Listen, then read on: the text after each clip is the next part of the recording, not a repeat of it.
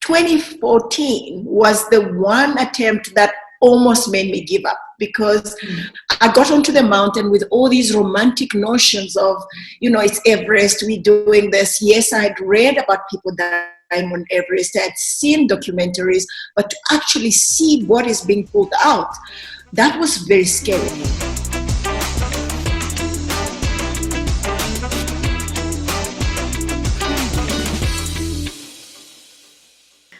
Hello, I'm Renuka Methil, the editor of Forbes Africa. Today, I am in conversation with a woman who has scaled extraordinary heights, a mountaineer who became the first Black African woman to reach the South Pole and the summit of Mount Everest.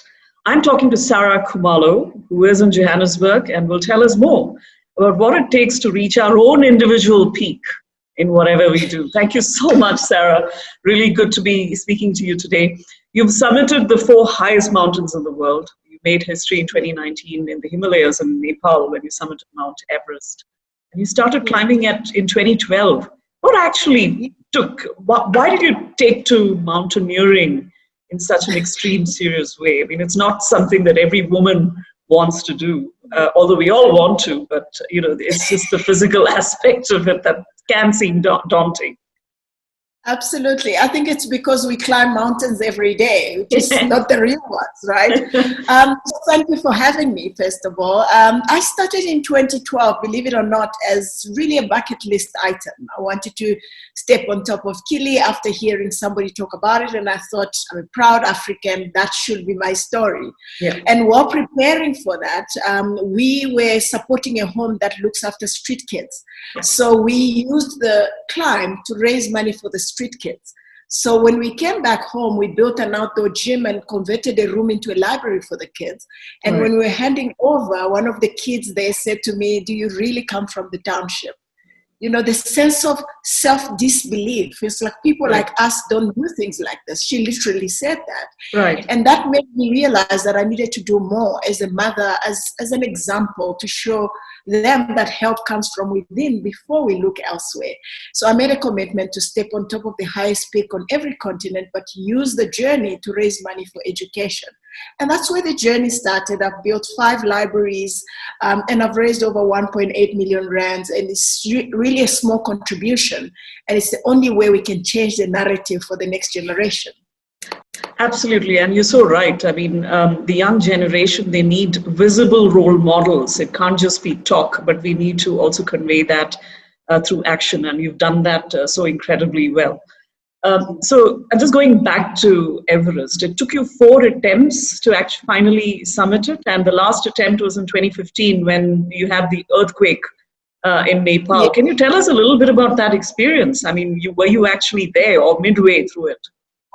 Yeah, so the first attempt was 2014 when the 16 Sherpas died in the Kumbu ice fall. Yeah. And then I went back in 2015. But if I were to be honest, if 2014 was the one attempt that almost made me give up, because I got onto the mountain with all these romantic notions of, it's Everest, we're doing this. Yes, I had read about people dying on Everest, I had seen documentaries, but to actually see what is being pulled out, that was very scary. And also to see people that had been climbing for years and running away from Everest Base Camp was a time for introspection and to really figure out, do I want to do this? Am I meant to be here? I think going back in 2015, which you rightfully pointed out, it was the biggest earthquake Nepal had seen in 80 years, killed about 9,000 people in Nepal. I was between Camp 1 and Camp 2 doing my rotation, and suddenly there was almost like total silence, and then the ground beneath us started cracking because we were on the glacier in the Western Kum. And my Sherpa turned around and hooked his carabiner into mine and said, "Sarah, we're jumping." So the idea was, if a crevasse opened up, we needed to jump to the same side. Otherwise, if we jumped on separate side, because we were linked, we'd both fall in. Sounds crazy now, but when I look back then, he was so confident. I mean, he had 22 years experience, and I was really a novice. So I was following, watching his feet. And it was silent in a moment. It felt like 5 minutes, but I believe it was less than 2. And thereafter, all the mountains around us, because we're surrounded by mountains, started avalanching towards us. Oh man, he started praying. He's a Buddhist. Oh, mani pemeum. I'm like, okay, this is it. Because it was the year after the avalanche that killed 16 Sherpas. Yes. Look, we survived, but we barely did. We got stuck at Camp 2 because crevasses opened up, ladders fell in. Until then, I had never been cold, because everything that we needed, like sleeping bags, cooking utensils, food, was all at Camp 1 where we couldn't reach. So we spent 2 days at Camp 2 and we airlifted, I think, on the 3rd day. And getting to base camp and seeing, like, there was blood everywhere. Like, it was just, and tents were demolished. It was just quite disastrous. Coming down to see some of the tea houses that had hosted us completely to the ground, and seeing people living in tents when we found them living in homes was quite devastating. And you also realize how lucky you are. But for me, more importantly, is realizing that I don't have control over tomorrow, but today. And I needed to do something about today. And just rather than pushing me back, it's motivated me to do more with the time that I have, because it's the only present that I have to make a difference and move the dial for the next generation. That's fantastic. I mean, with something like that behind you, you never really gave up. You went back again in 2019 and you made sure that you reached the peak. Tell us, what does it feel to be at the top? These days, with COVID, we all talk about masks, but you were seriously wearing an oxygen mask. And, the importance of breath, I think that's something that we've learned in the COVID experience as well, that, you have to value every breath you take, the air you inhale. And for you at the top, what was that experience of what we call the basic core of life, which is the sustenance, which is breath? The higher you go, the more appreciative you become about where we live and the oxygen and a lot of stuff that we take for granted. Yes. The joke that I make now is, the guys at sea level, I expect more from you, because you don't understand the blessing that you Exactly. have, as you get to Camp 3, you start using oxygen to sleep, to survive. 1 step, 5 steps feels like 21 kilometers run. And when we eventually got to the summit, initially I didn't know we were there, because the Sherpas tell you it's there. You get there, it's not there, it's like there. Like all these regions that you are navigating until you get to the top. I went all the way until I got down and I could see, okay, that's the Tibetan side. I'm there, and I sat down. It was very emotional. I remember thinking, among other things, about my mother saying to me and my sisters that the sky is the limit, and how wrong she was, because suddenly the clouds were beneath me. I could not see any ground. And also because it was my 4th attempt, all the people that said I couldn't do it, nobody like me had done it, how wrong they were. At the time, I was saying, like, they are closing doors. Just realizing that they were closing windows and left the gate wide open for me to walk in was such a blessing, such a humbling blessing. Look, I was happy, but I was very emotional. And, you quickly realize afterwards that, hey, it's halfway. Yeah. Because if you don't get back to base camp to talk about it, it wasn't the summit.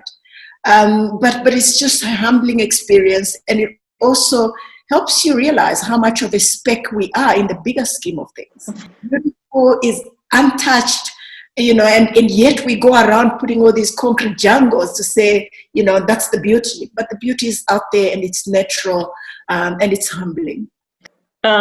Sarah, when you're not summiting mountains, what is your day job? You work as an e-commerce business executive, I've read somewhere. So tell us, and especially in this remote working environment, versus the outdoors that you're so used to, how does it feel? I mean, do you feel like you're not doing anything exciting at the moment? So, you know what I've actually done? First of all, I'm an executive at Momentum Multiply. I do look after e-commerce as well as partner rewards. One of the things that I've done with my time, up the mountain has blessed me with so much. I've used a lot of the metaphors, what I've picked up in the mountains, learned from the Sherpas and other places that I've been, to turn it into almost like a coaching tools and metaphors that I'm helping my team with, and I'm actually doing it with other people as well. I've become a lot more, when you go into corporate, you like, it's about you, it's about what you can do. Now I just get excited to see other people see their potential and reach their own summits, and that just fulfills me more than anything. I also believe that, the Everest Summit in 2019 has been such a blessing, because coming back, I've been able to partner with Momentum Multiply, and they are sponsoring me to do all the peaks, the North Pole and the South Pole, which is why you said I came back from the South Pole, which is called the Explorer Grand Slam. And there are only 67 people in the world that have done it, and none of them look like me. So I just feel that as a generation, we're not fighting colonialism. Yes, we're fighting systemic racism, but we also owe it to the next generation to have representation. What is it that you're doing as a journalist? How are you making sure that the next generation of people feel that, okay, she's done that, they want to do better, they want to do more, my kids are no longer competing with kids next door, they're competing with a kid that's across oceans.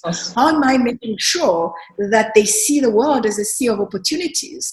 It's just an exciting time to live, and I think we all just should look at these opportunities. We talk about COVID-19 and how it's restricted us. No, it's forced us to think beyond the usual. Sarah, you mentioned the next generation. You also mentioned your work with underprivileged kids, the schools, and in building a library project. And now you have another pet project that you're campaigning for, and that is ending malaria, bringing it to a zero status here, especially in Africa. And, it's kind of alarming when you read the statistics. 228 million cases of malaria worldwide and more than 400,000 deaths in 2018.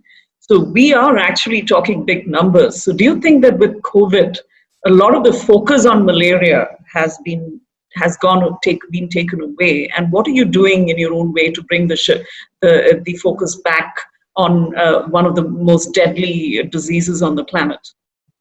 Yes, I think malaria is actually quite one of the oldest and dangerous diseases. I've had malaria before. I almost lost my younger sister to malaria. I think that it's time that we got the world to look at not just COVID, but COVID with malaria, because there is a danger of us ignoring what is actually killing people that we could actually eradicate with proper focus as we look at COVID-19. So in a small way, I've joined with Malaria No More team to try and see if I can render a voice as well and ensure that malaria is not forgotten, because every 2 minutes, a child is killed because of malaria. So it's just as important as COVID-19, and looking at them together is what would move us forward. There is a lot of investment that people have been putting in buying mosquito nets. That's an investment that we need to continue investing in as we look at COVID as well. Like COVID, which is exacerbating inequalities in Africa, whether it comes to women's equality or even poverty. Even malaria is adding to the poverty cycle. In malaria, and it's something that we've not been able to shake ourselves out of. I mean, so you talked about investments. I mean, what really are governments doing? Or what about the big corporates?